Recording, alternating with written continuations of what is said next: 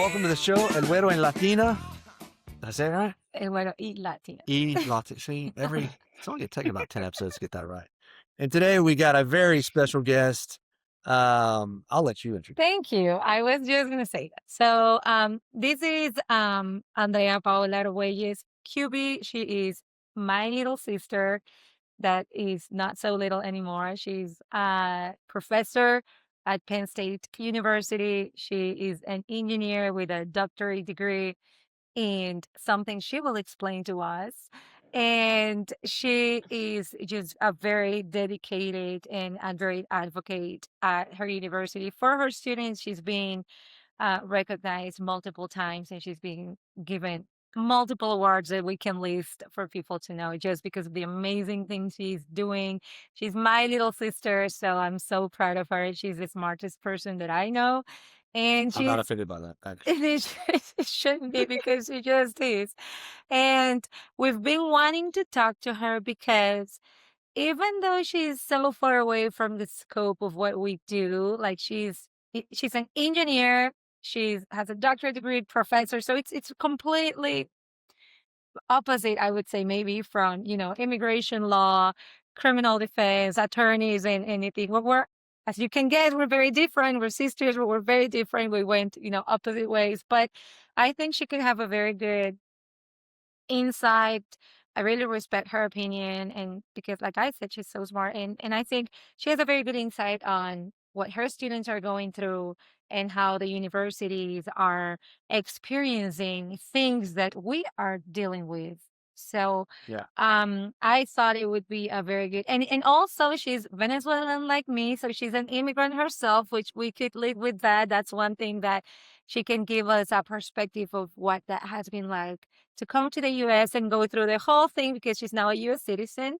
And she can tell us a little bit about that. And I asked for her permission before we started to maybe dwell a little into the personal part because she's married with an American citizen. And let's just put it that way, a very white guy and a very Latino woman. Yeah. So I think that's interesting twist, not twist, but like insight to that. Well, and too. as our 7 podcast listeners know, this podcast is all about the intersection between leadership, faith, law, and immigration. So you're at least 2 of those boxes. You're a leader of young minds and you're an immigrant. And yeah, doctor, engineer, mother, rescuer of gringos.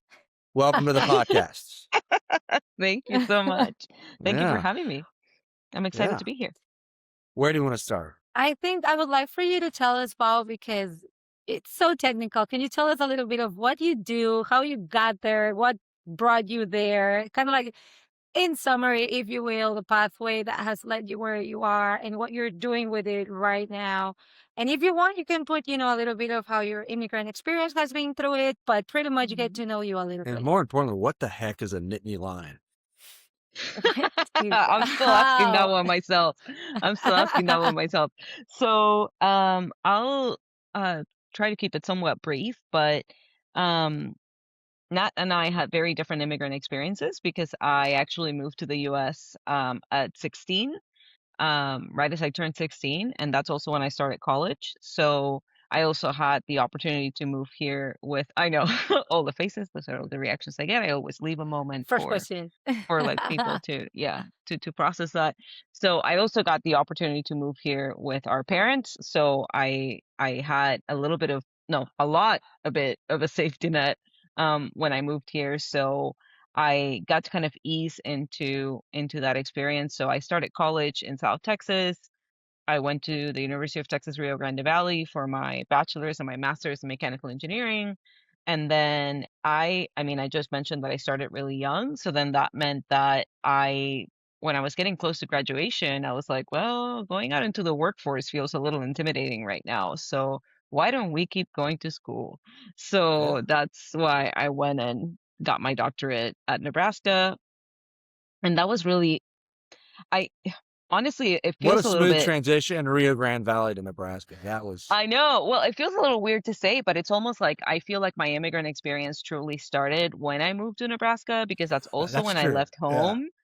I was in South Texas. It's a very, very Hispanic community. My parents had a lot of friends there. So like we were doing a lot of socializing, like similar to what I think it would have been if we had stayed in Venezuela, if things in Venezuela had stayed the way they were when I was growing up. So in a way, like going to get my doctorate and like leaving to middle of nowhere, don't let my husband hear me say that, but like middle of nowhere USA for my doctorate was like, and the first time moving out on my own was really my chance to like, oh, okay, this is what it's like to be in a lot of ways an outsider. Um Sure. and Well, and understanding what navigating that that experience would be like. for our 7 podcasts, Nebraska is probably the whitest part of the United States. Like, I'm a white guy, and even Yeah. that's a little too white for me. That's Oh just yeah, yeah, yeah. that's Well, too it's like, white. it's corn. But I feel Yeah. like you're also saying that from your Texas fan heart, Jeff. So I feel like, I have you're gonna have no to try to Nebraska was great to us. We love Nebraska. we're gonna have to keep it nice. But yeah, so Yeah. I feel like that's where my perspective started and really changing into being an outsider. And but it was also the first chance I got to truly explore what finding a community as an immigrant would be like, and like how do you find your place when you're in an environment that um is not necessarily built for you in a lot of ways.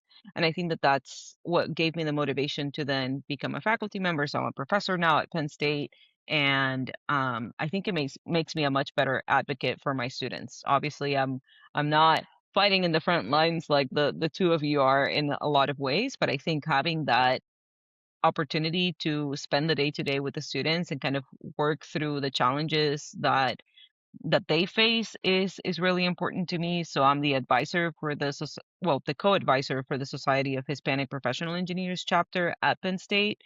And that's a student chapter that has a pretty large immigrant community.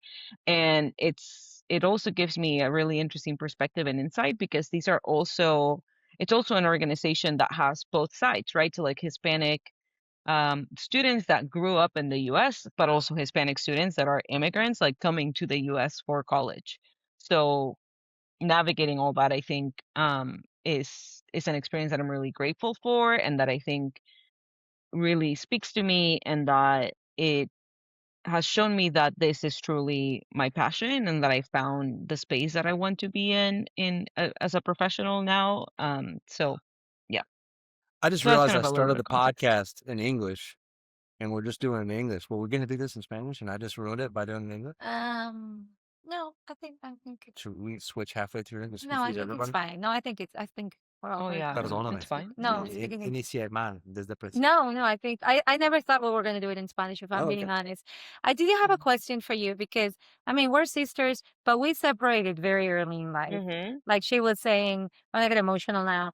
Like she was saying, she left Venezuela when she was 16, right? Is that what you said? Mm-hmm. 16. 15. Yeah, I She was 15 when I left, 15, 16 when I and got here. Mm-hmm. okay, and she got graduated from high school because high school in Venezuela Mm-hmm. is it's shorter, I would say, or you graduate earlier. You don't graduate at 18. That's the point. And I was in law school in Venezuela. So, I mean, at that point, we pretty much started living completely separate lives. I mean, it wasn't that young, but it was in a sense. And I don't think I had ever heard her mention kind of like that specific point of her transition. So I'm just maybe it's curiosity as a sister, but like, what was that like for you to coming to Nebraska, like separating from our parents and going into your own? Like, was it hard as an immigrant? 16 years? No, you weren't 16 at that point. You were what, 19, I was 20 20. maybe? Mm-hmm. I was 20. 20 when I moved. Yeah. I do remember when you went to Nebraska. It was a big deal for all of us as a family, but I don't think we ever talked about that. So what was that like? Because like you said, my experience was very different. I came at a very different stage in life. How was Mm-hmm. that like for you? What were the challenges? What were the satisfactions? I don't know. What would you share that you remember from that time? Yeah, I think so. I remember moving to Nebraska, starting my PhD, and I think part of this was because I was an immigrant, because I was an other in a lot of ways. it was the first time that I truly experienced imposter syndrome. Like, it was the first time that I felt like, oh, everyone around me is smarter than me. Like, I'm not gonna fit the bill. I'm not Huh. quite what they expect or whatever. So, like, all of those creeping thoughts that just get into your head and make you start questioning yourself. And I was lucky enough that I had a very strong community from the get-go, because I met my now husband like 6 months before I moved to Nebraska when I went to visit. And from the moment I arrived, he was like, okay, so like under my wing, like I'll show you the way and like show you through. And he was born and raised in Nebraska. So I'm very grateful because in a lot of ways I could lean on him. He was also a more senior student in the lab that I was joining. So it allowed me to kind of see, I think he was a huge support system for me in seeing that I absolutely was on par with the other students that were kind of joining the PhD program, that I really shouldn't question my capabilities, and kind of seeing the potential that I had to move forward. And to this day, he um, is someone that I can really lean on to kind of see my potential, see where I can go, and I think that it would have been so Was much he like your harder. campus guide when you went to visit? How did that work out? That's crazy. You So met him when you he visited? was in the research group that I was joining. So when I went Oh, to okay. visit, that we had like lunch with the students in the research group, and like they all presented their research, and then he Facebook messaged me after in a to be like, "Oh yeah, thanks for visiting." Ah. So, I have some of my closest friends are all engineers at UT, or whether they're there at UT, they're obviously my age now, but they always would talk about how there was no pretty girls in the engineering department, and they like when one would come, it was like that poor fish to sharks, and so like Can you confirm that myth, Paul? props to Chris for like, I oh, I'm gonna mean, just latch onto this one from the oh, get go, you know? all I gotta say is like the kids today would say he slid into my DMs, and like it was, history Yeah, from there. So yeah, there you yeah. go. Smart No, but man, it's also smart man. no, I do like what you're saying because it's beautiful to share a story where a person from, that not from your community, which is now your husband, but is the one that kind of like held your hand and showed you not the Stalk way, you, and yeah, well, okay, the totally way you want made to see sure it. he But groomed really, her to I be think her it's future good. bride. I think no, I think it's a good. I think it's a good I'm just story. kidding. She was 20, Just folks. That was yeah, not a. there was no Yeah. I crime. know we're more No, there was no, desensitized. but I think but that's exactly the point. I think and I talk to my students a lot about this now, is that of course in my case I ended up finding my spouse in that way, but what I talk to them about is not that. It's not that they need to find their husband in this context, but Correct. that finding their community and whatever that support system looks like is just really important. And I just think that that's particularly critical for immigrants, or really members of any underrepresented group. Like when we're the minority, it's a lot harder to feel like we fit in, and that has tied into a lot of um my development professionally. So since I've been at Penn State, uh, four, 3 years ago, 4 years ago, 3.5 years ago, I became associate department head for diversity and inclusion in my department, and I was essentially reviewing a lot of the equity practices in our program. And then about a year and a half after that, I transitioned to just an associate head because I wanted to oversee a lot more of the processes that went on in the department. And I think I'd like to talk about that because I think um, the boogeyman picture of what DEI means and like what DEI programs are is so far from reality of what we're trying to do. Like a lot of what I did was actually review the processes that we have in place to do outreach to local communities in Pennsylvania. These are very wide communities, but they're rural communities that they don't have um, necessarily the resources to come and visit Penn State and see what the potential is in the programs that we have, or how they could serve them. And I truly believe that educational institutions are in place to serve. And I think a lot of these principles are about how do we serve the communities for what exactly they need, and in equitable ways that can show that any of them can succeed if given the right support systems. That's so interesting. I really want to go back to that because I think that's an important subject where I think you can contribute a lot. I'm not very informed on that issue, but one thing you said, to just circle back to what you're saying, so we can come back to these. Do you think, and this is something I speak from my own experience and having a 17-year-old child that came and got Mhm. installed, like injected into the education system in the United States. In the United States, I do feel like as immigrants and Latinos, and I think it's everybody and it's human nature, we tend to go out and connect to our same community. We go look for the Mhm. Venezuelans, we go look for the Colombians, we go look for the Mexican, you name it. We're going to always try to find that closest to us before we open ourselves to the different cultures around us. Was that your experience? Do you have a thought or an opinion on how that is beneficial or detrimental for international students or immigrants who are going through college here, for example? Yeah, that's a good question. It wasn't my experience, and I think part of that is because, let me put it this way, it was my experience in South Texas because it was easy for that to Right. be the case. But Correct. once I moved to Nebraska, it wasn't really because it just wasn't as accessible, right? Like there wasn't as straightforward a group that I could go to and be like, oh, like if I connect with this community, this is how I would um do it. The And Venezuelan graduate school club was not very big. It was a small exactly, room. exactly. I think I Just would have two. been president and single member. Yes, correct. So so it wasn't particularly popping, you know. We were in um so but at the same time, and I think partly because of it, then if Latino students came to visit, I was always like, "Ah, I'm here. I'll talk to you. I'll show you the way."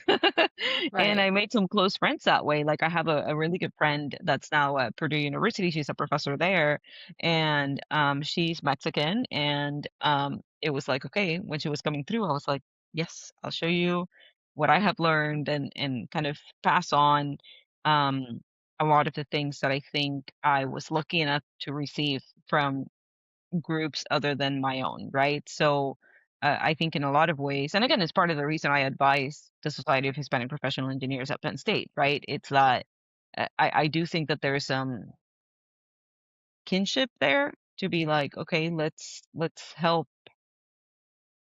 Yeah, we want to help. Um, we want to make sure that we're not pulling the ladder up behind us, if that makes sense, so that we're actually sustaining that support for the people that are coming after us. This might be a good chance to pivot since you're involved with immigrant student groups. What is the atmosphere like in those rooms with everything that's going on with the new Mm, administration and kind of the what was the chilling effects having on F1 student applications? Are you seeing a mhm, drop in international student applications? What tell us a little bit. What for those who are there? What are they feeling? I mean, I've heard everything from people worried about are they going to have a chance to do their OPT? They're worried about mhm, potentially the H1B. Trump administration getting rid of OPT or minimizing it. There's a lot of obviously mhm. rhetoric around negativity towards immigrants right now. So how's that affecting everything? Yeah, it's unfortunately, yeah, had a pretty significant chilling effect. So I was just looking at our application numbers for, so particularly for graduate students, and we have seen, and don't quote me on these numbers, like I'm sure we're gonna have kind of final numbers here in the coming weeks, but our total applications, for students for graduate programs in the College of Engineering dropped by 20 to 25%. And Man, that was in large portion, like our domestic applicants actually increased a little bit. Um, don't read too much into that increase because part of that increase is actually because of the disruptions that the administration caused to last year's admission cycle. So there was a lot of fear around funding around this time last year. So that means that a lot oh, of that's students right. didn't get into graduate programs. So then that bumped up the domestic applications this year because those students still had a chance to. And I mean, with the economy kind of being what it is, those students likely also didn't get jobs. So they're reapplying for grad school. So our domestic applications went up a little bit. Our international applications decreased significantly.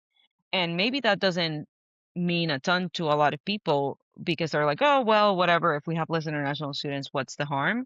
And I think what I want to communicate that the harm is that these are the value that we get from these student populations is so much greater than what we're giving back. So like the cost of supporting an international student, what they're contributing to these programs is significant. Like a lot of times these are students that are coming from even higher educational backgrounds, meaning that we have students applying for PhDs that already have graduate degrees, they have master's degrees that they're coming in with. So it's a different level of experience.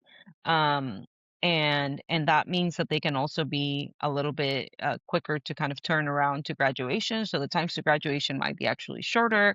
So all of those things are things that we are putting in jeopardy, and that's just on the student side. Honestly, the policies have affected us even more in terms of hiring, for example. So hiring faculty is really difficult when if you're trying to hire a faculty that now the US has invested in their education, right? Like they came to the US maybe as a student. We've already through grants or other ways spent hundreds of thousands of dollars into their education, and now we can't hire them because there isn't really a path for them to have um like the university is going to take less risks in sponsoring H-1Bs. The so the paths are going to be more challenging, and that is a big loss for investment that's already been made in terms of I was U.S. going to ask that educated question. faculty. Yeah, I was going to ask that question because Hmm. UT, University of Texas here in Austin, the governor of Texas announced a pause or freeze on H-1B hirings because they wanted to look into that. Obviously, it's a very conservative state, very conservative governor. I think y'all's governor may be Democrat at the moment, right? Hmm. Is that correct? Yes. Have y'all seen anything like that, or has there been any attacks on y'all's? So there was a little bit of a scare when the big fee news came Mm. out that Yeah, it would have to be. So, um, but I think with kind of the legal challenges on that, then that pause thing. So we are technically hiring, but only for certain positions. So for example, tenure track positions, which is what I am, and I'm not gonna get into the weeds of what the different types of academic positions are, but these are essentially um the longer term contracts are safer for supporting those types of visas, but then a lot of folks come into these positions on shorter term contracts and they're equally valuable faculty members to the university, but it's harder for the university to justify um, the cost and the expense and the risk of sponsoring those types of visas. So mm. I would assume it's also. Sorry, I keep asking questions. So I keep No, go ahead. dominating this. That's fine. No, I'm just curious because the I don't have any inside information on this, but the scuttlebutt or the rumors talking about UT as far as international students is that it's kind of tough to get into. Like obviously you're competing. Um, I don't know what I'm sure Penn State has high academic credentials to get into as well.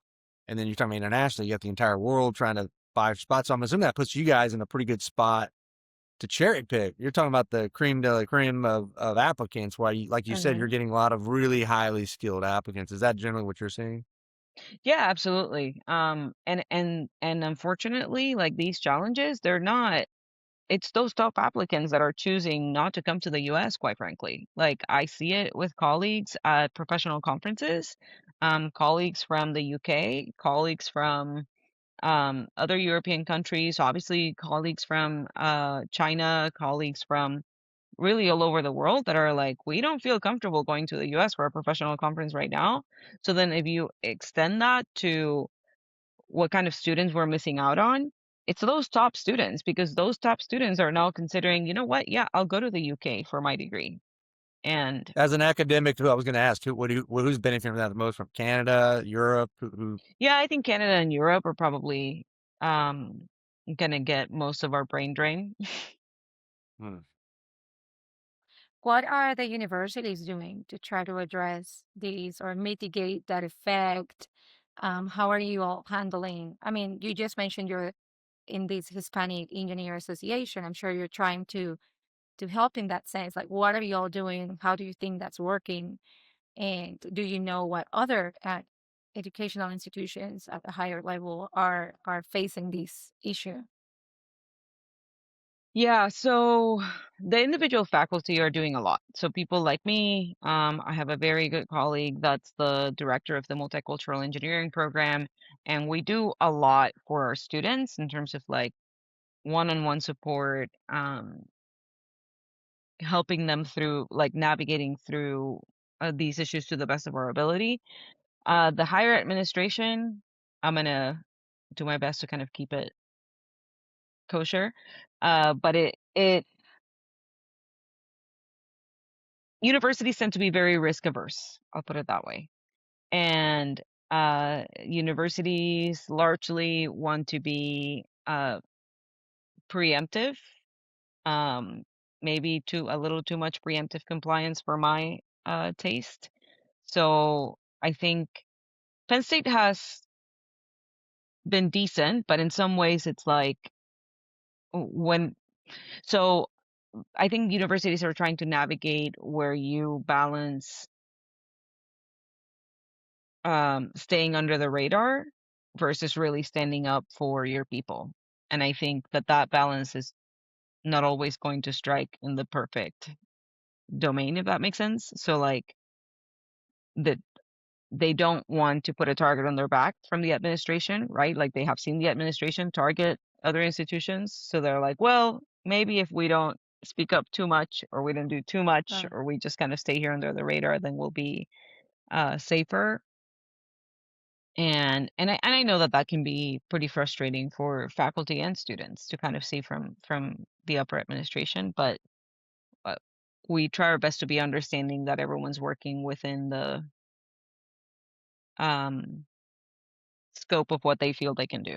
But I'm sure you have kind of similar feelings when you're seeing some of the largest law firms when the administration first came into um, back in office folding, right? So it's not that dissimilar, I feel like, in the well, not so academic much the environment. law firms, but the judges, the officers, and the adjudicators. Well, We Yeah. we also got to keep it, very yeah. professional. But it's just a change. That You're like, really? Are you doing that? Are you not doing that? Are we having Hmm. this conversation? Yeah, So, exactly. but at a Paul is the most empathetic person I've met.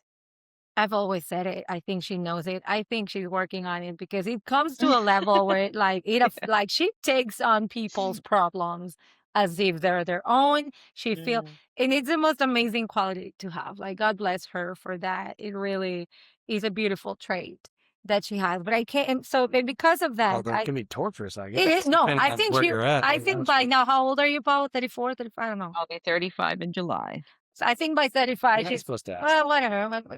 Oh, Our that's five fine. listeners will not do I'm harm a with that. proud 35. I'm a proud 34, It, almost I 35. Very think by now she has realized it can be problematic. So she's definitely learning. But it's just the way God made her, in my opinion. That's the way she's made. She's mhm, wired. mhm. And because of that, it made me think of this question. Do you know, because you're so empathetic and capable of seeing and picking up on things, can you tell us a little bit, like, do you see that effect in is this like a general thing, like a general fear, like, oh, this is happening? Or do you see it in like you were mentioning, it made me think, like your imposter syndrome. Him and I have had this conversation so many times, feeling like you're not welcomed, like you're not Mm-hmm. wanted when you are giving your very best, your knowledge, your Mm-hmm. trade, your capabilities, your service, your time, your knowledge, everything that's best from you. And you and I are immigrants. You and I are doing amazing things here in this country. Like me as an immigration attorney, you as an amazing engineer. We're giving it all. We're giving our lives, our futures, our families, Your tax dollars. our tax Mm-hmm. dollars. And, we've had this conversation to do all that, to give so much and feel. And I know, you're a US citizen, but many of your students aren't. Many of our clients, most of our clients aren't yet. That's why they're our clients. But so feeling that, I guess my question is, have you seen that or experienced that or like, like like felt that in your client, like that is kind of like increasing that problem of imposter syndrome or not feeling welcome or wanting to leave or it's not worth it to fight and be here and try and give my best, which is Oh so yeah. painful. Yeah, absolutely. I think it's a um it's heart-wrenching to see it in our students. It's heart-wrenching to see it in our colleagues. Um and I think I know for me personally, it became so much more salient after I became a mom because I'm sure my son is half white, but well, full white, half Hispanic, but Yeah, you're um pretty yeah, white, I'm like girl. "Ooh." Full white, half Hispanic. But no, It's but good to know honestly, there's like some kind of scale y'all looking out there. We are, We are. okay? Yeah. yeah. Go ahead. No, but like I feel like the actually related to that conversation, like joking or not, I've always thought in terms of myself, I am extremely white passing. I am very light skinned. I have very little accent. I There are so many advantages that I get in terms Yeah, of you could totally sneak into our meetings. I mean, yeah, exactly. Like sometimes, yeah. White pointy hat and all or hey, hey, I'm kidding. You're right into that one. You walked Go into wait a it. minute, I'm sorry, wait a Jeff. minute, wait a minute. Okay, No, we're gonna so get canceled. Just for the Go record, ahead. I do not know or have any I'm friends with you. sorry. I led us Sorry. astray. No. It was a good joke. It It's was a Um good fine. joke. It was well played. Let's go. Go on. Go on.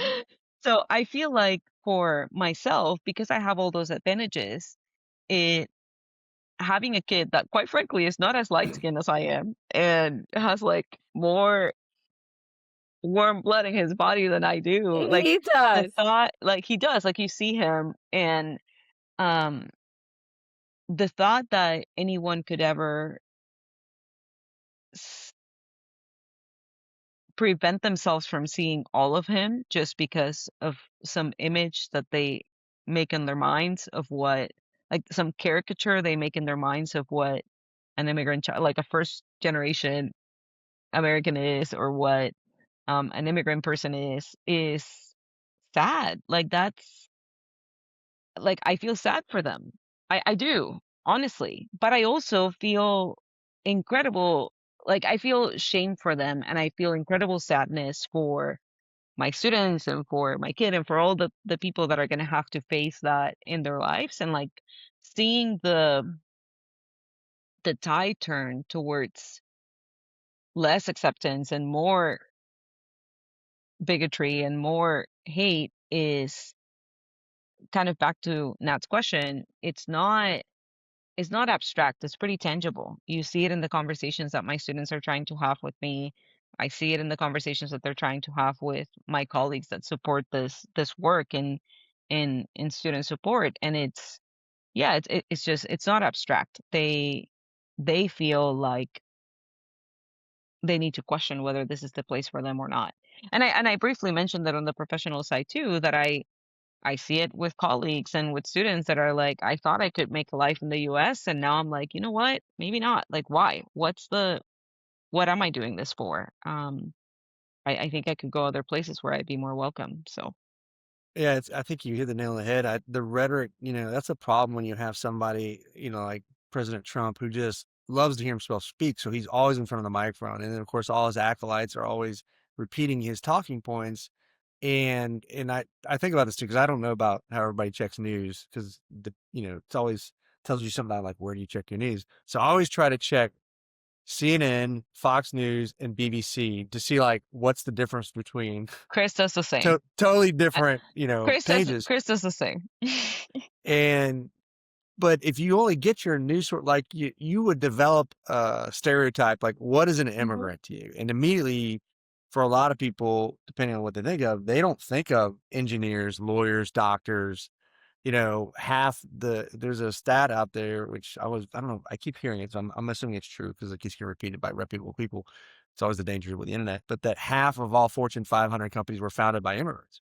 Mm. So I wish there was rhetoric equally powerful to the voices out there talking about they're murderers or this, saying no, but they're also entrepreneurs or inventors. They're all doctors and doing these amazing things because it's so dangerous to try to generalize and stereotype what an immigrant is. It's such a vast pool of talents and people and faces from all sorts of socioeconomic and educational backgrounds, that we just do ourselves like such a great disservice to just put it to this poster boy that it's a criminal Mhm. brown person, and that's just dumb Mhm.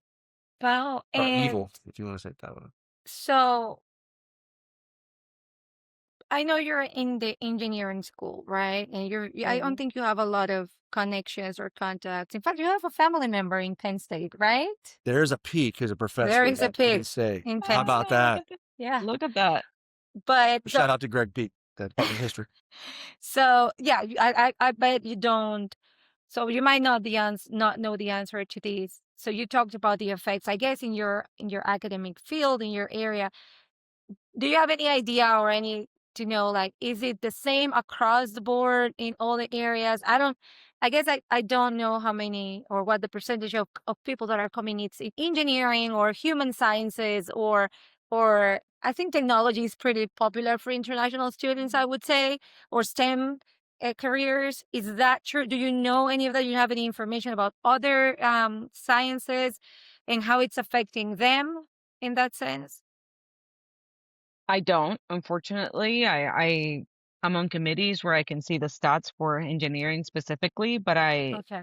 anecdotally can say that it is probably largely affecting STEM majors. I think STEM majors probably do get a larger percentage of international applicants. Um, I can't tell you definitively, but I anecdotally can say that that's likely true.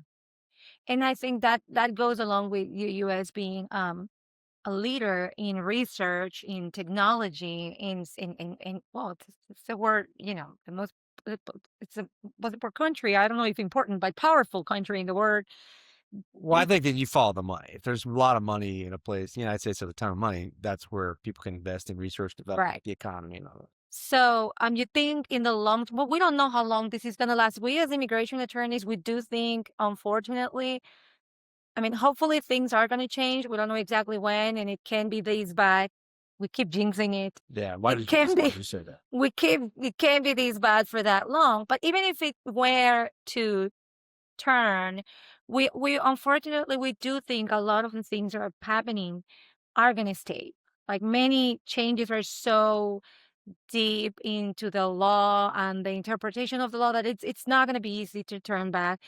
Um, you think that's potentially putting at risk the U.S. in that sense with the loss of mines, research? You're a I researcher. mean, You're I don't think potentially. I think it is absolutely. I think the US has been put in a trajectory that will take, even if, like you said, we had a switch, turn things off and like allow things to kind of like stop the damage tomorrow, we've probably been set back 10 to 15 years.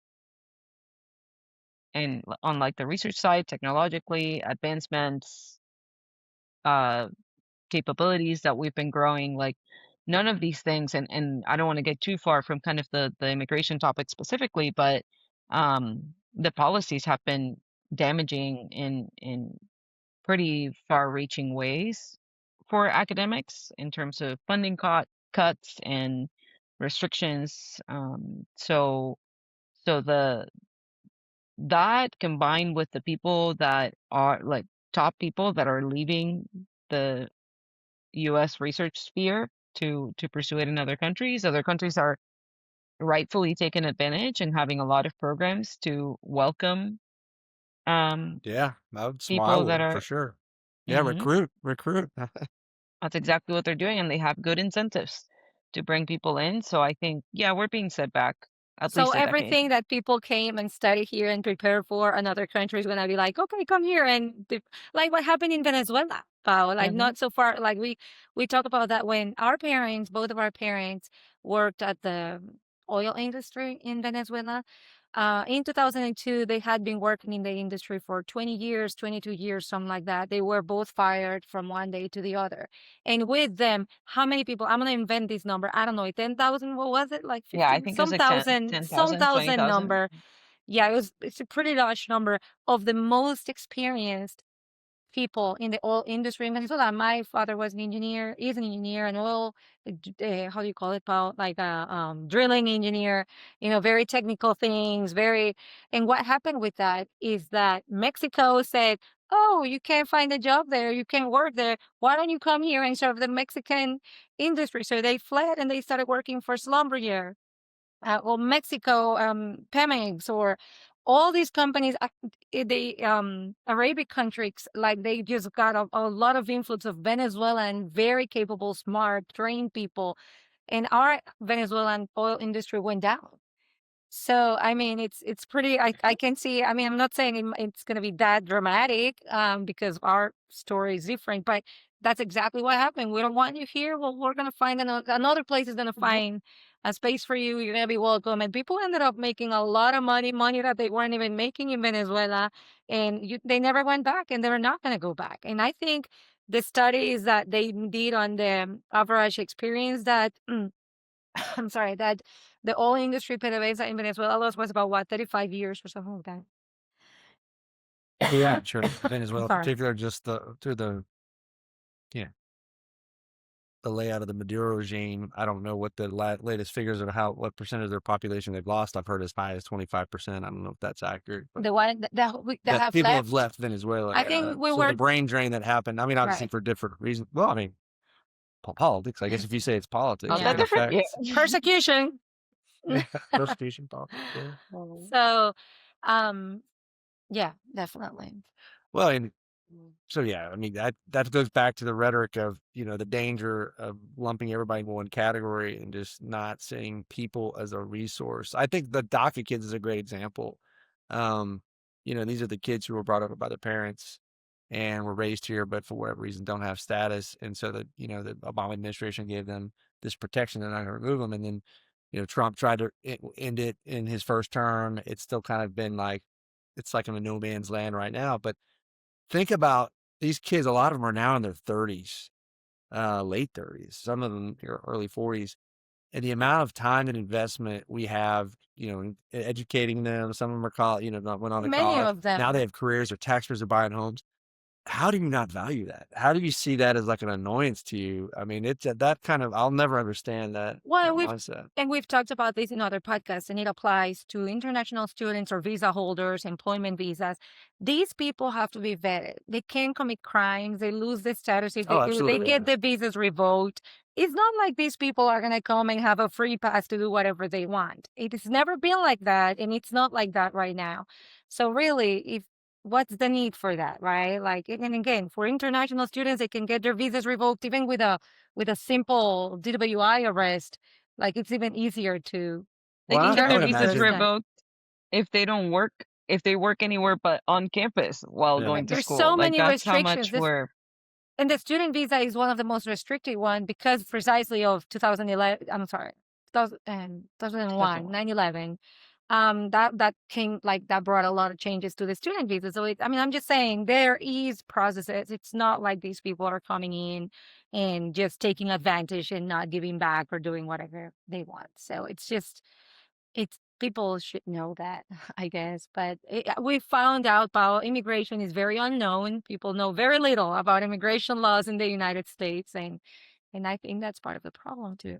All right, we got to switch this on to something more positive. Pao, what is something you're excited about, or in the world of engineering, AI, maybe coming in there, that you think is the next 10 years you're excited about to see what might be developed or evolved or changed that might affect your scope? I don't know that I think there's a lot of advancements on the material side and quantum materials and potential to advance quantum computing that I think is going to be a pretty big bump in terms of what we can do research wise because it affects a lot of different fields. So that's the first thing that comes to mind for some reason, even though it's not exactly my area. But yeah, I think quantum materials and quantum computing. Are y'all, just because of everything that's going on in the world of AI? I mean, AI affects us, Mhm. and obviously, law is usually the last to adapt to technology. You're an educator. You're in the university. You guys are on the hopefully on the Oh, cutting I edge of thought we were stuff. supposed to be going positive though. Uh, It's a well, I just was curious because I've heard some people say like now researchers are starting to figure out how to ways that like stuff that you know took them a while longer now goes quicker because Oh of that. yeah, So yeah, that's for sure. There's a lot of positives. I think they're like these are tools that I use in my day to day. They're making my job easier in a lot of ways, and they're making I think they're making our progress faster in a lot of ways. So one of the examples I like to give, and this might make no sense in this context, but like my students a lot of times have to read published papers that have very complicated equations that you have to code in order to evaluate what's happening. And in the past, like I've had students take months, sometimes years, to figure out how to fully code equations in a paper to like recreate their results. So not even advance them, just to recreate what they're doing. And now with AI, they can like, hey Claude, can I like figure out, can you help me code this? And that all Claude is a seems like good yeah friend. unfair. Claude is a good friend. Yeah, I know it's unfair for the previous students that had to spend, you know, Yeah, hard-earned time I making it don't happen. But know much about this topic. I know Pao does, and I know you've more invested or at least read in it than I am. So I'm gonna bring it up and then leave you all, okay? And it's just because more that I'm curious than anything else. I've been seeing some posts on Instagram, social media that kind of like have sparked my interest in the issue. But like I know Pao has been very involved with DEI programs Mhm. and helping minorities, and I know she's passionate about it. I know it's something that she's been recognized for. She's been awarded. She has a great trajectory, one that I cannot even quote at this time.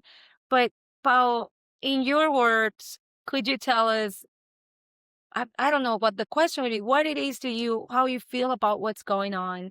I'm sure Jeff will have great questions to come back to. And I again, feel like I'm being set up. no, I'm not setting you up. I know you know Let's more about it than white me. guy ask some questions. About DEI. Let No, the not white really. guy question this. I just have not read. I don't know about much about it. I know she does. And I just think I want to know what she wants to say. She can share from her work because like she was making that, and I said I wanted to come back to that point because I know she's worked and spent so much time on that. And I don't even know Yeah. about it and I want to know. So go ahead. No, I think for the 5 listeners, what I really want to I think it's 7, but uh, go ahead. 7, sorry, for the 7 Thank listeners, you. what I really It's want two them to parents. I think what I what I would really want them to understand is that a most, if not all of the work surrounding DEI is about removing systemic and structural barriers to success for different groups. We want to believe that we're all starting on an even playing field or that any help that you get is unfair, but the reality is that that's not true. Like I mentioned at the beginning that I was lucky enough to move to the US at 16 with my parents. If I had not lived with my parents, then I would have had to be working probably 2 to 3 jobs as I went through college, right? So then my needs and my capabilities are not the same. So like would my grades have been the same? I don't know. Maybe, maybe not.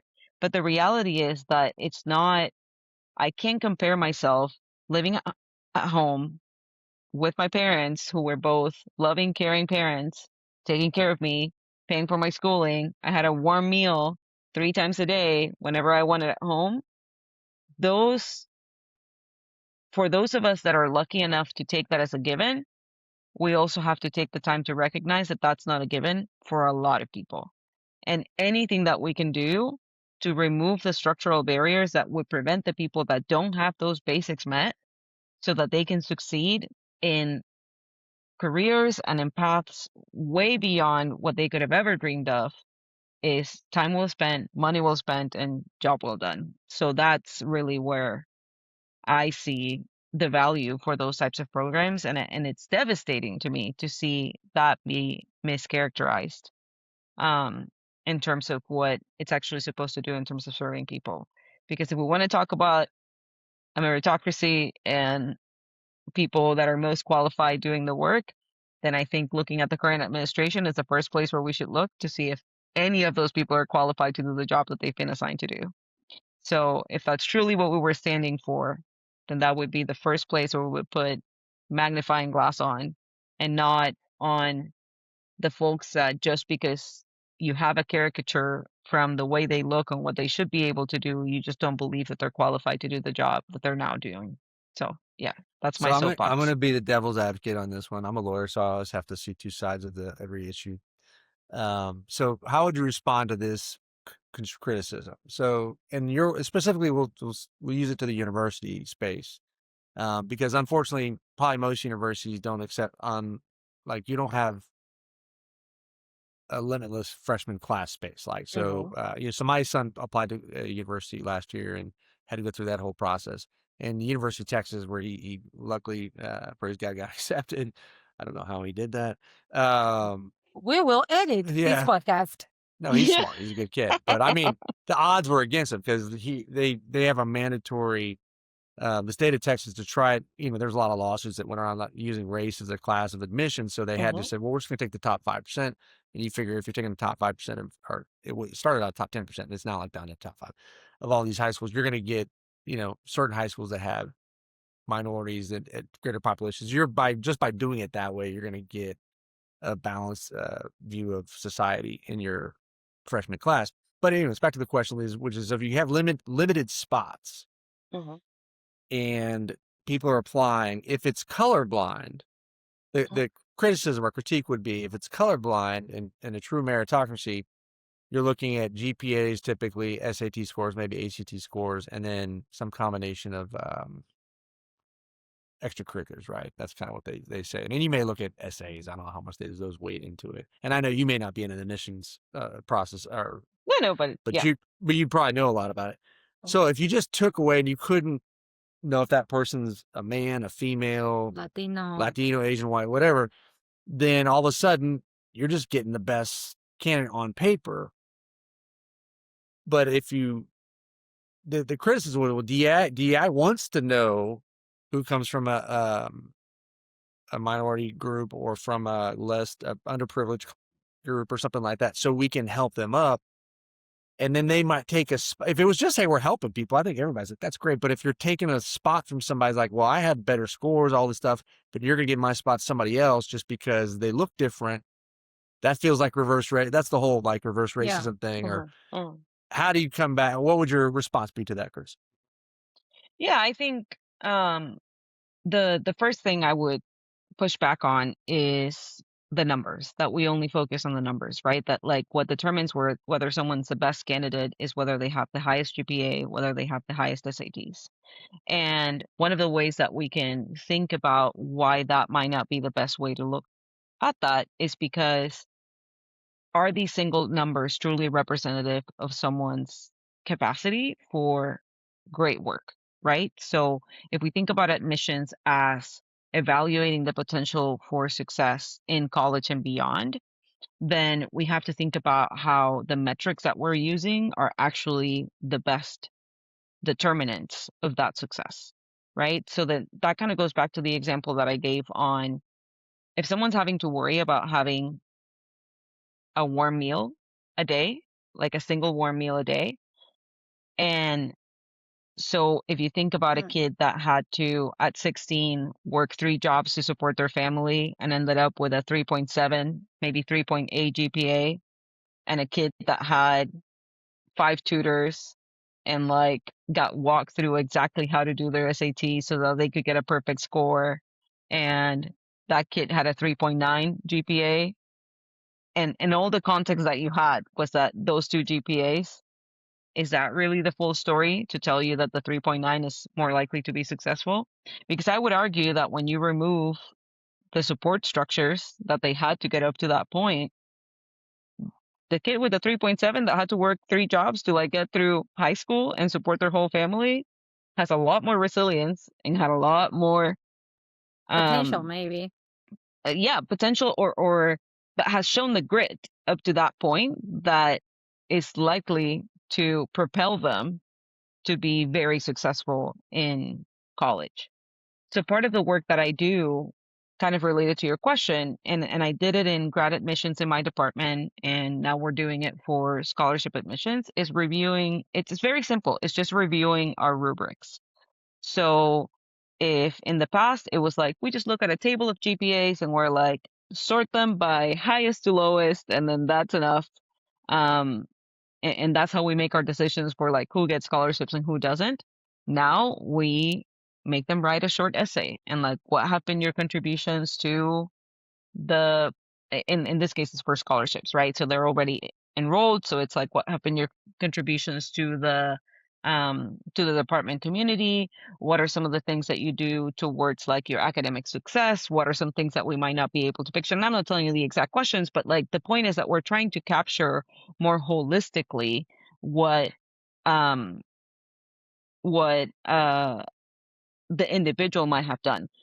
Why am I explaining all that? Because hopefully that's a way to show that it's not that we want more brown kids just for the sake of having more brown kids. Is that unfortunately we have societal and systemic structures in the United States that have disadvantaged minoritized populations more than they have disadvantaged white populations. So if it was a white kid in the 3.7 story that I just told you, I would be advocating for them just the same as if it was a black kid. Like, it's not the race that's playing that factor, is that we have, unfortunately, as I said, but I'll repeat it again, set up structures in the US that we have large chunks of the population that are largely disadvantaged. So I actually highly support things like what UT is doing, where it's like 5% of every high school. Okay, I feel like that's a little bit more equitable because then you are not necessarily just accepting all the kids from the affluent high schools that are getting a lot more resources, right? Like you're giving an opportunity to the kids that have less resourced schools to Right. also have an opportunity to get into a top university in Texas. So, Texas doesn't do everything poorly. Well, and it's interesting because you made the comment about GPAs and how one kid, the adversity they might have to get that GPA versus somebody else. Mm. That's an interesting point. And yeah, you'd like to think, how is there a way to objectively, because when you get to subjective, that's where it can get dicey, right? Because you're now somebody's putting their finger on the scale, and you'd like to hope that person is just and fair, but they may not be. Does your opinion on that change at all, though? I mean, that's one thing if you're talking about the School of Business or the School of Communications. Okay, yeah, grit can go far in this world. We all know that. But at some point, like if you're going to go in the School of Engineering, you need to know. I'm not an engineer, but Clearly, from the I'm sample. assuming you're going to need to know some calculus or high level math at some Yeah. point to be Hmm. worth the darn. And does it matter if that person's so GPA is one thing, but SAT score? I mean, the math part of the SATs just can you do the math? And Oh my whether gosh. you can whether you can do the math or not because you were systemically denied whatever.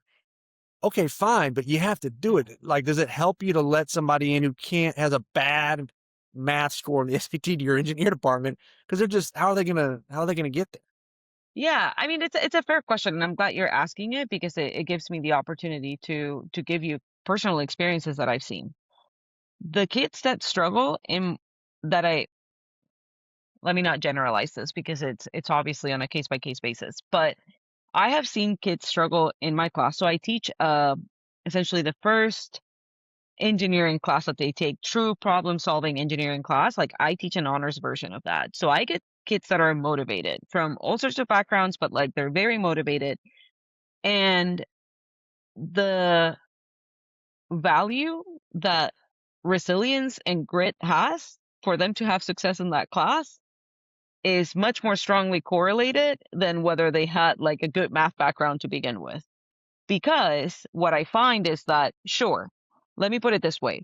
There is a minimum baseline. I'm not saying if someone can do basic trig just because they're resilient, they should get in. Like that's absolutely by no means what um Right. what the Once they standard hit some it basic minimum level, is then like. now, okay. Exactly. Is that like once you're here, whether someone else is showing that they're here and like this other kid is here, uh, really, if you're just measuring on the math, like this is not going to make that big of a difference. but whether they have the resilience to like get through and like be in a challenging situation and like push themselves forward has a much larger impact. And it and I see it all the time. And part of what I fight is how exactly are we evaluating, right? Because like I talk to students, my office hours are popular. Like I get 15 students that are all sitting around tables and like I'm sitting there and like they come talk to me like I'm a good We like teacher. to Like call if those the there's brown there's nosers, right? That's the brown nosers. Oh, I do that. What? I'm a good You don't teacher. know I the have a lot of expression brown noser? oh, No. we'll have to explain that Sounds offline then. wrong. Yeah, I'm not going to explain it now, It but yeah, it is, yeah. off the air. Can Yeah. I So interject something real quick, Paul? wait, I'm sorry. Okay, go ahead. yeah, no, go I thought ahead. you were done. Go ahead. Well, No. I was because just I gonna say think, that like I've seen uh-huh. No, go, go, go. that what I've seen there is that I have talked to students that I can tell from when I have a discussion with them that they get it. And then sometimes they freeze on a test. So like the level of student disability resources accommodations that we're having to make now is a lot higher. So like that's another area of DEI, right? So like giving students that have ADHD an extra 20 minutes to complete a test or having all of these things. And I do think that there are legitimate conversations to be had on what does this all mean for their success in the workforce. In fact, we're actively having those conversations, right? Because like if you're going to like I'm on the I feel like professor you just opened a subreddit. huge can of worms with that. Yeah. Because I'm like, why No, would I not tell my kid, like, we're going to get you diagnosed as ADHD if it's going to be 20 extra minutes? How would you police that? That seems no, like yeah, that's opening. it's definitely another kind of form. But what I'm trying to get at is that the system is not going to be perfect, and I'm not Right. suggesting that there is a way for us to make it perfect, but that's not a good enough excuse to do nothing or to keep the I love status that. quo. And It, Sorry, what my was phone and that? fell on the floor. okay. And further, I so that's on one side, and I feel strongly about that. And on the other side, and maybe I should have started with this, is that I think it's also very unfortunate that there's this rhetoric that just because someone is from an underrepresented background, they're less qualified. Like there are plenty of candidates that are more qualified than their white counterparts. And then there's this perception simply because of the color of their skin or their gender that the only reason they got there is because they were somehow given that spot. And like I've gone through that. Like I've gotten those comments when I got my professor job. They were like, "Oh yeah, I mean, you were a woman, you were Hispanic, of course you were gonna get it." And I was like, I I'm really good at my job. Like, what are you But that's like? one of the I pushbacks to so DEI is that by the fact that it exists creates the question. Like, I did you, like, disagree. I really don't think that I really don't think that that's what creates a question. I think you think it's racism just and racism? xenophobia is what, yeah, Well, that clearly is going to creates a create the question. question for some people. Yeah. Yeah, Yeah, they won't need yeah. the DEI But to make the question. Yeah, if, I wanted they to don't need that say blanket. something. And I Yeah, think sorry, that go the ahead. starting point of the conversation, and again, I'm not, this comment might be off, but I think the proposition that she's trying to make is not that you want to bring somebody that is not at a level Mhm. required to do something they're not capable of. It's just that it's bringing people that definitely are capable, but are not at a Been given level the where they opportunity. can be or they will be or they definitely will reach. And I think that's what they're trying to do, figure Oh, out a system or a mechanism where they can identify this person might not be exactly. here, but they have proven or they have what it takes. I don't know. That's I kind of think like it what I'm becomes a more of thinking a of. philosophical question of, is the job, she used the word equity, and that's a great word because that Mhm. equity is more concerned about balancing. Mhm. Whereas, and this is where, we can agree to disagree. It's okay. I'm not my feelings here. On meritocracy, you just want the best. It's not about, we got to have a rainbow of looking people. It's, we just want the best and to do the job, whatever they look like, male, female, 50 years old, 20 years old, just bring the best. And, whoever, it's interesting. The people who've been hurt the most, well, at least in UT, I just pay attention to UT. I've got to be honest with you on a lot of stuff, is not white people haven't been hurt. It's actually Asians. Mhm. There's some of the highest test scores and GPAs coming out of, well, at least what UT is looking at. And so a lot of their spots get, I say their spots, like they're not entitled to them, but that they would have if it would just been pure blind taste. And so I don't really care if 30% of the incoming freshman class at UT is Asian. If they were the best and they were awesome, I mean, that's good for them. Likewise, I if they think, would have been Hispanic or black, I just, I think well, I just want the best. I think that's exactly what it comes down to. And that is, how do you define the best? And how do I define the best? And like, Well, that's what what's isn't the the why you want to make it objective objective best? instead of subjective. But and that's where I think we'll agree to disagree, because where we disagree is that quantitative metrics make that definition of best objective. Like, that's fundamentally, I don't think that's true. Because I don't think, if you give me a lineup of you 10 said students, quantitative makes it objective. no, Right. I I'm agree with saying that. quantitative, Oh, I'm saying these quantitative metrics, yes, they're objective. Of course, they're like, the number is objective. I agree with that. I'm saying that they don't necessarily accurately define what best is. okay. If you And give me a that's, lineup, yeah. yeah, and And I that think that's I the think space is where they're my line trying to is. mitigate. Like, how do you Hmm. find where that is not That's measuring exactly right. everything? And how do you try to fill that gap in a way, I And suppose? that's exactly right. And I can tell you from my background, like, I've had 10 like, you can line up 10 students. Like, if I were to line up what I would consider my top 10 students in terms of, and this is where the subjective part comes, right, Jeff? So like, that's where you're like, well, but how are you defining your best? So say I Mhm. pick metrics like uh number of offers that they received at graduation, highest salary attained, highest or quickest progression to their next job, like to promotion or something like that. Like, if I picked all those Right. metrics, those students, if I pick those top 10 students, I would strongly argue, and I think there's data to support me on this, but I don't have it off the top of my head. Those are unlikely to be the students that had the 10 highest GPAs and the 10 highest SATs coming out of high school. So if we want to capture those truly 10 best, right, at the end of college, then we need to look at what we're looking in that admission, because just that GPA and that SAT and whatever that other like really fixed number that we use to Yeah. try to put into this magic equation is going to make a lot of kids fall through the cracks. And unfortunately, the kids that are going to fall through the cracks are more likely to be from underrepresented groups. I So do think that's we my agree pitch. on that because I do think, look, I'm an employer. And so I think one of the things we want to do is we want to bring on bright, talented, smart, hardworking people who's going to do a great job at representing our clients and being team players and all this kind of stuff. And you could ask me, okay, what are you looking at, Jeff? And like, I could tell you, I've had people come from, Notre Dame law, Duke law, Baylor, private school. And I've had people come from bottom feeder, law schools Mm-hmm. and where they graduated is not going to how they're valued to us and what we do isn't always tied to that. Right. It's not that Now I know correlated. I might get some stuff from that.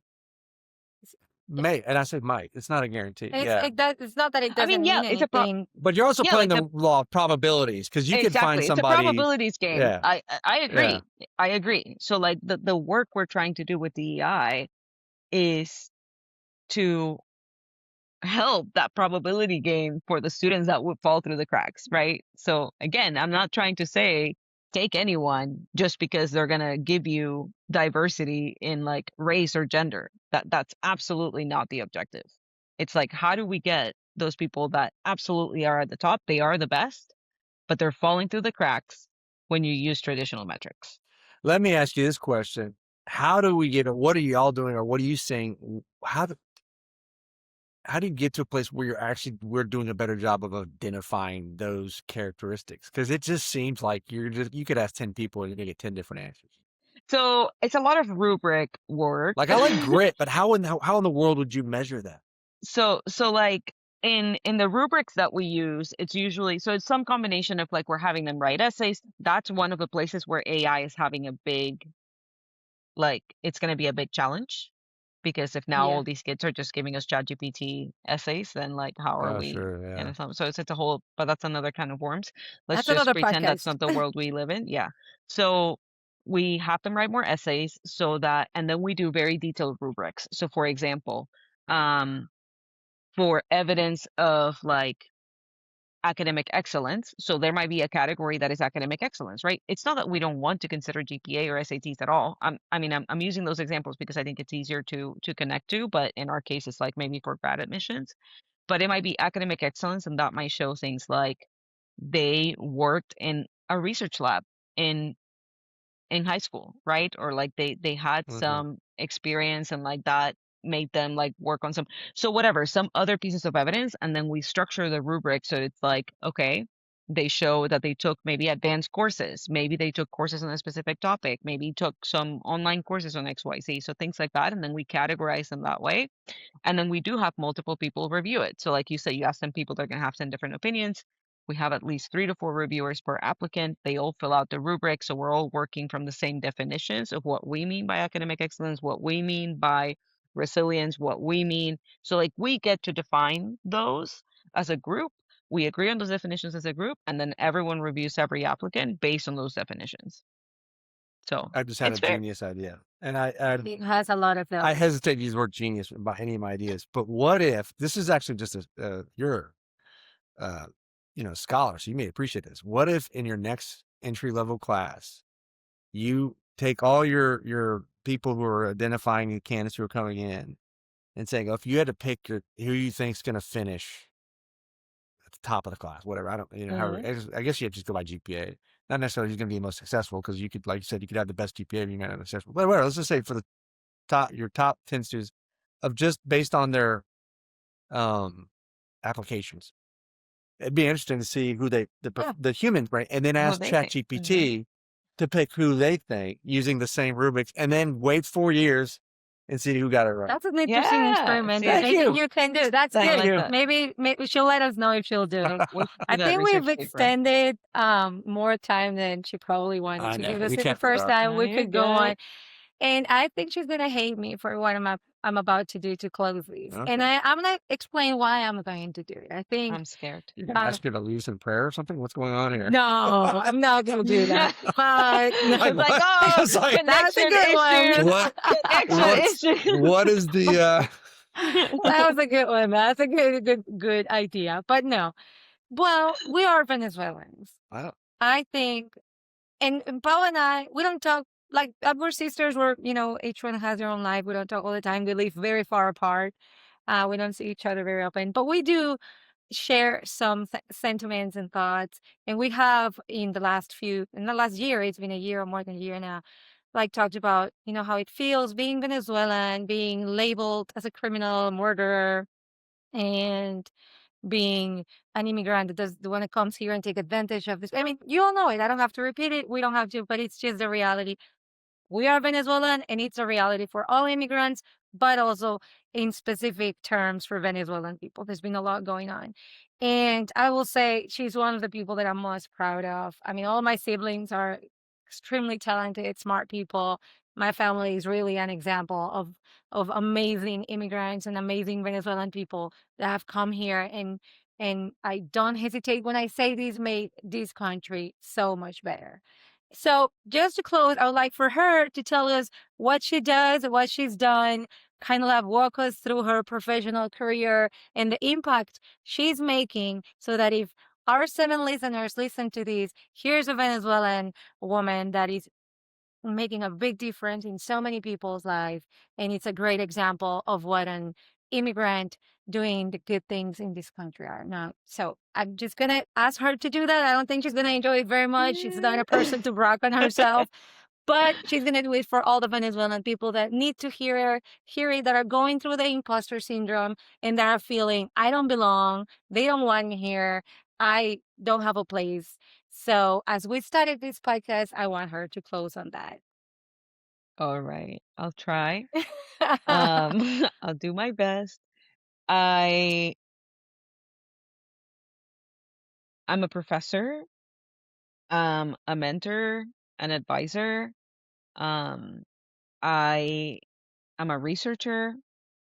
I think the impact that people in my profession have, and a profession that, quite frankly, so as it on its own has felt under attack for the last year and a half, and then on top of that, being a Venezuelan in that profession, like, feels like battle from both sides. I Maybe I'll try to channel some of the advocacy I've tried to do for the the academic side of it, in saying that I see day to day, like, I touch so many students' lives, and these are students that are going on to do such amazing things. Um, they are impacting the world, like the planes that you're all getting on, the roads that you're all driving on, the cars that you're getting in. They, I can say confidently that they're all made better from the students that I've worked with and that I've had the chance to educate and advise and mentor. And that's not even touching on what the research in my group and the things that we advance, and how we're making all of those things better too. We're making things more energy efficient, we're making things safer, and I am proud of the effort that I've put towards doing all that. But and what I have to close with is I'm most proud of the work that I put into impacting my students' lives, grad students, undergraduate students. I want to be their advocate. I'm passionate about these issues because I think it's important to support what they all do and what they're all trying to do. And I think, especially since becoming a mom 2 years ago, it just has a whole different meaning, because I feel like I am laying that groundwork not just for the ones that are in my classroom now, but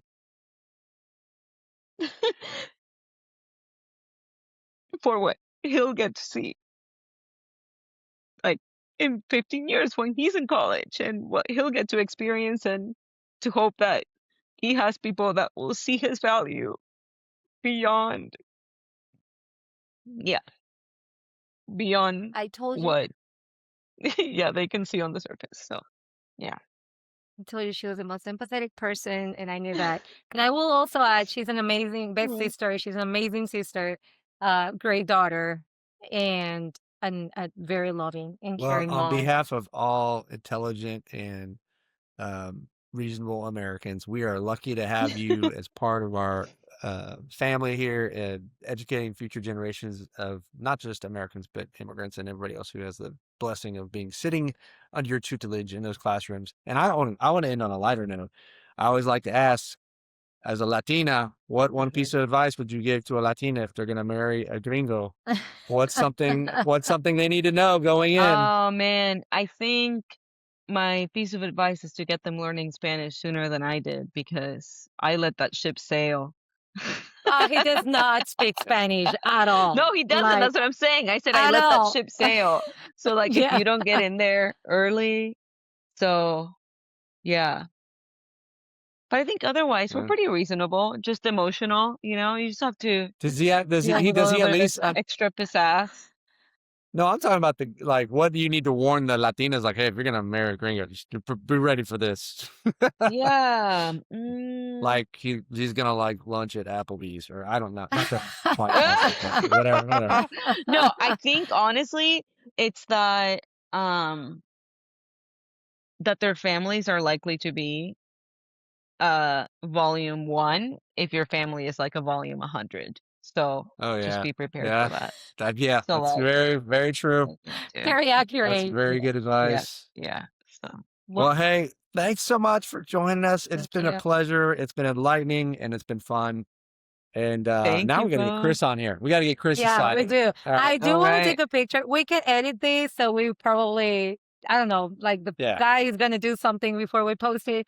So don't worry about this. But I'm gonna take a picture so we can send to our family group that we did this. And then I will send the audio. I think it takes like a day, right? Like it takes some time to. Something like that. So I'm just gonna do this. You can smile. We're there. And I'll send it in a minute. Thank you, Paul, for Thanks, your pal. time. Thank We love you. you. And Thank I you will see you Bye. both. soon. Bye. Bye. You don't know how to turn this off, let's say. All right. Have a good evening. A mí me duele You esto en las too. orejas. Me duelen. Te lo juro que